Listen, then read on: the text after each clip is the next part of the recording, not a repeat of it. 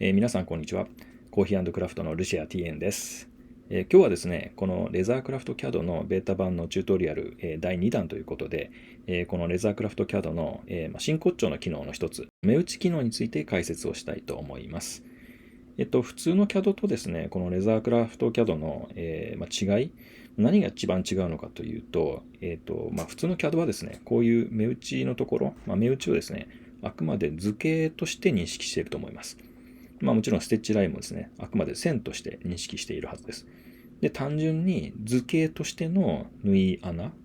形をポンポンと等間隔に、人間が置いていると。もしかするとCAD によっては自動的に置いてくれるのもあるのかもしれないですけど、僕が使っている CAD とかは、半分支援はしてくれますけど、自分で、距離測っておくしかないみたいな。それ結構めんどくさいんですよね、こういう曲がってるとことかは。こんな感じですね。なので、図形としての縫い穴以外の何物でもないということになります。で一方で、じゃあレーザークラフト CAD ではどうなのかと言いますと、このレーザークラフト CAD はですね、縫い穴をちゃんと縫い穴として認識しています。ステッチラインをステッチラインとして認識しています。でしかも、ちょっとですね、この目打ちボタンを押してみましょうか。押してみます。こんな感じでですね、ここにですね、もう目打ちがずらっと、ひし目打ちからヨーロッパ目打ちからいろんなピッチが揃ってます。これ自分のがないっていう場合は足すこともできるんですけど、ここのツールボックスを開くことによって、例えばですね、ひし目今、1本刃、2本刃、5本刃、9本刃ってありますけど、うち9本ないんだけど12本があるんだけど、みたいな、場合は、ここでですね、刃の数っていうのがあるんですけど、ここで9を消してあげて、ここに12って書いてあげると。で、変更、アプライして OK すると、もう一回開いてみますね。そうするとですね、ちゃんと9本が12本になったりとか。ということで、このレザークラフトを使うと、本当にレザークラフトを PC 上で、やってるかのような、シミュレーションしてるかのような、そんなことができちゃうんですよね。例えば実際にやってみますと、どうしようかな。じゃあ5本刃の、ひしめ打ち 4mm ピッチを選びますと。で、よいしょ。ちょっと縮小して、例えばここ直線があるんで、この直線に対して、目打ちをしていきたいと。そうするとこれ5本刃なんで、1、2、3、4、5ついてますね。はい。打ちますと。で、皆さん多分大体最後に打った穴を起点にしてやると思うんで、次はこれ1、2、3、4ですよね。はい。これで5本刃ということで。こんな感じで、本当にレザークラフトをなんかね、シミュレーションできちゃうような、シミュレーターとしての楽しみもできるかなというようなものになってます。この先はですね、5本刃だとちょっともう多すぎるので、2本刃に変えて打ち続けるみたいな、こんなこともできちゃいます。一方でじゃあ曲線はどうなのって話ですけど、曲線もですね、これ、曲線はさすがにこの5本刃とかね、使えないんですけどね、皆さんもやらないですよね、曲線打つときに5本刃とかは。大体皆さん、ひしめ、ひし切りか、2本刃のひし目打ち使って、こんな風にちまちまとやっていきますよね。で、この時に何も考えずに僕は今こうクリックしてるんですけど、これ手動モードで目打ちをしてるんですけれども、これお気づきだと思うんですけど、角度がですね、この線のカーブに沿って自動的に変わってるんですね。普通の CAD だとここまで多分してくれないと思うんですよ。はい。そんな感じでですね、縫い穴をちゃんと縫い穴として、ステッチラインはステッチラインとして認識しているっていうのが、このレザクラ CAD の一番のポイントではないかと思います。で、そうは言っても、いや、こんなちまちまと目打ちしたくないんだよという方もいらっしゃると思います。そんな方のためにですね、レザクラ CAD はですね、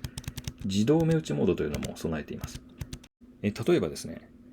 この全体を目打ちしたいんだという時には、本当に一番簡単なやり方は、これ端っこを選びます。もう一個の端っこを指定します。そうするとこれ、全部、線がつながっているところに関しては青くなるんですね、これ。で、青くなった瞬間にここで終点を選んであげると、これで自動的に、等間隔になるようにですね、目打ちしてくれます。こんな感じで最初から最後まで。今ですね、4mm ピッチを選んでたんですけど、結局 3.908mm ですね。に、打つと、いい感じにピッチ、目打ちできますよと。ただですね、これ、切れ目のない連続したカーブだったらいいんですけど、こういう感じで、角度がついちゃってるところに関しては、やっぱりここに目打ちしたいですよね。なので、こういう場合は一気に、自動目打ちはしなくって、ちょっと戻しますね。こっから、こっから、ここまで、角のとこまでをいっぺん自動目打ちします。で、この時 4.045 ミリピッチで目打ちできてます。で、こっから先をもう一回自動目打ちで目打ちしますというのが、一番いいかなと思います。いずれにしろですね、こういうことも普通の CAD だとなかなかやっぱり難しいですよね。で、レザークラー CAD だと、こんな風にすごく簡単にできてしまうと。で、今この直線の部分も自動目打ちしちゃいましたけど、結局 4.132 ミリのピッチになっちゃってるんですよね、これ。でも、直線部分ってやっぱりこういう刃の多い目打ちで打ちたいじゃないですか、実際に革に打つときに。なのでこれが 4.13 だとちょっと都合が良くないんですよね。なので、どうするかというと、そういう時はですね、いっぺんこれキャンセルして、目打ち多いものを選んで、刃の多いものを選んで目打ちしますと。はい。こんな風にやることもできますし、これちょっと足んないんで 2mm で打って、2mm で打ってみたいなのを繰り返すんですけど、ちょっと余っちゃいますよね、これね。はい。ここはしょうがないんでデザインを変えるか、どっかで辻褄合わせをするかっていうところをやらなきゃいけないんですけれども。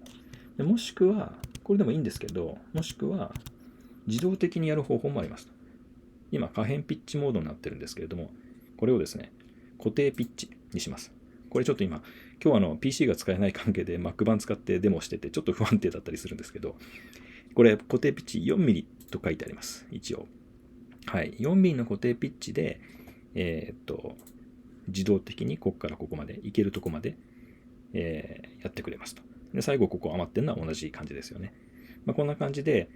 シミュレーターっぽく、なんとなくPC 上でレザクラを楽しむかのように、この実際に目打ちを使ってちまちまやってってもいいですし、もう自動でやっちゃいます。固定ピッチでも可変ピッチでも、どっちでもいいんですけれども、自動でやっちゃいますっていうこともできますと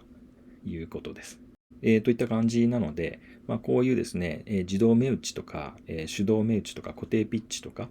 可変ピッチとかをうまく使いこなすことによって、すごく楽に設計することができるようになってます。で、いろいろですね、細かいこともできるようになっていて、例えば、こういう角のところって、例えばこういうひしめじゃなくて、丸めにしたいんだけどっていう人もやっぱりいるじゃないですか。でそういうのもちゃんとできるようになっていて、例えばセレクトモードにして、こいつを選んでありますと。ちなみにこれ角度変えることもコントロールをしながらマウスホイールを押すとこんな風に角度を変えることもできるんですけどね。はい。ちょっとこれは上級機能ということで。この状態で、選んだ状態で右クリックします。そうすると、目打ちツールボックスを開く。さっき見た画面ですけれども。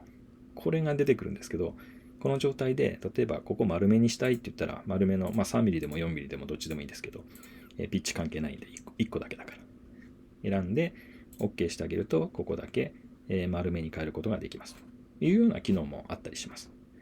で、これ今日はまだシンプルな使い方しか解説はしないんですけれども、例えばですね、そうだな。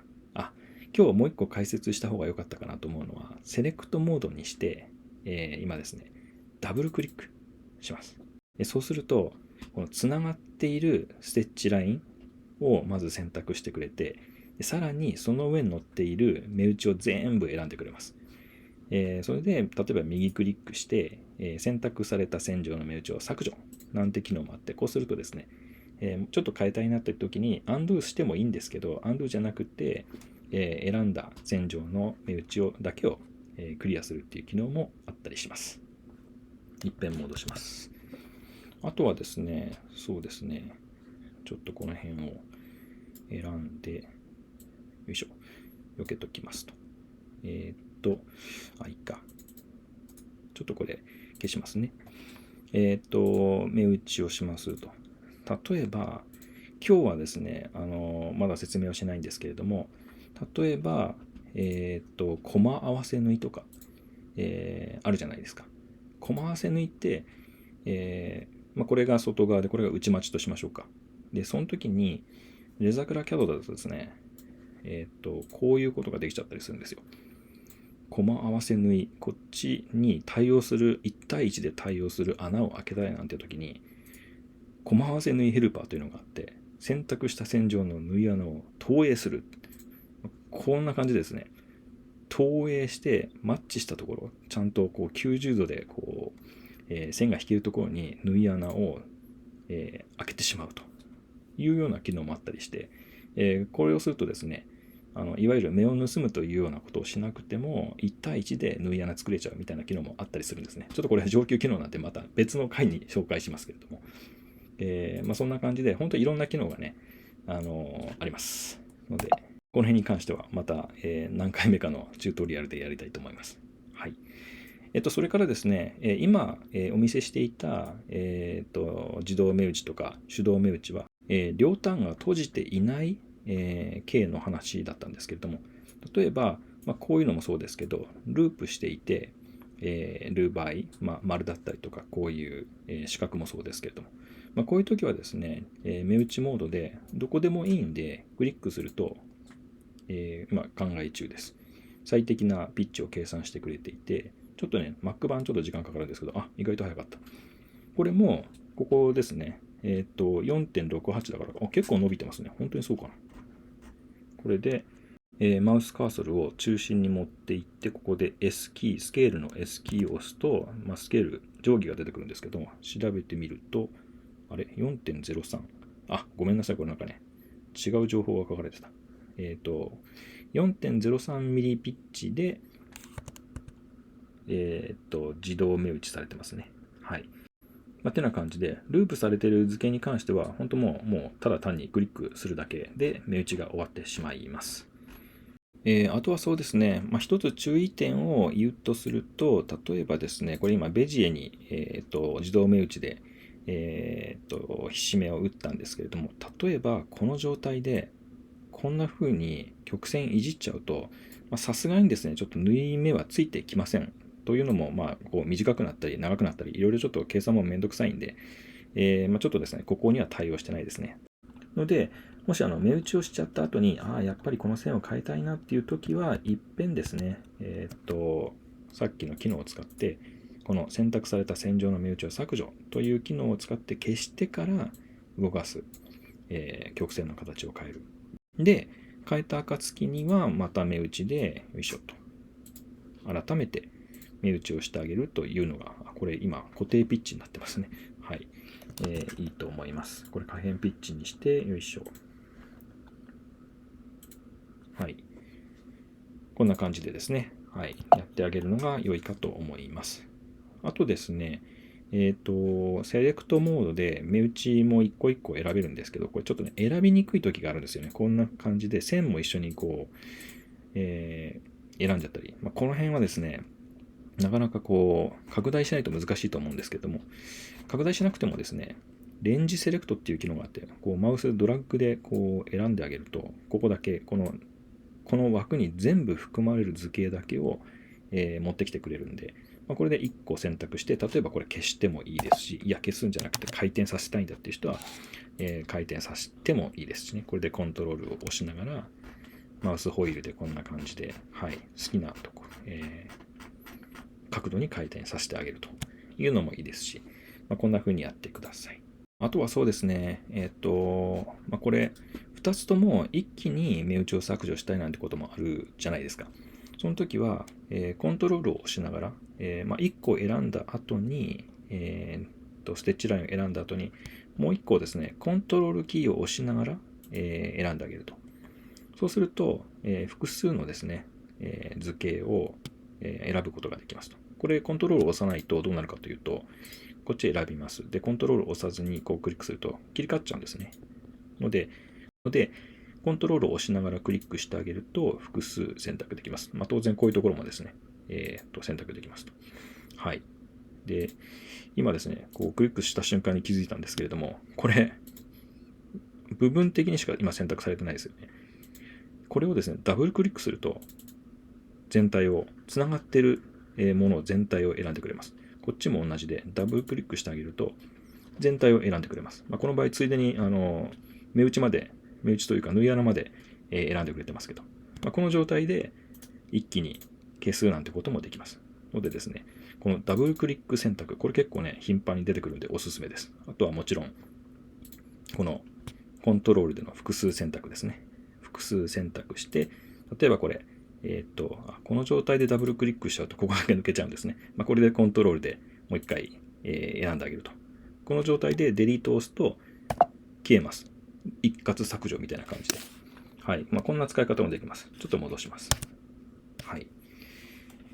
そんなこんなでですね、いろいろ、目打ち関連の機能を今日は紹介したんですけれども、まだまだですね、紹介し足りない機能が実はたくさんあります。そういうちょっと上級的な機能に関しては今後また別の、チュートリアルで、お伝えしたいと思います。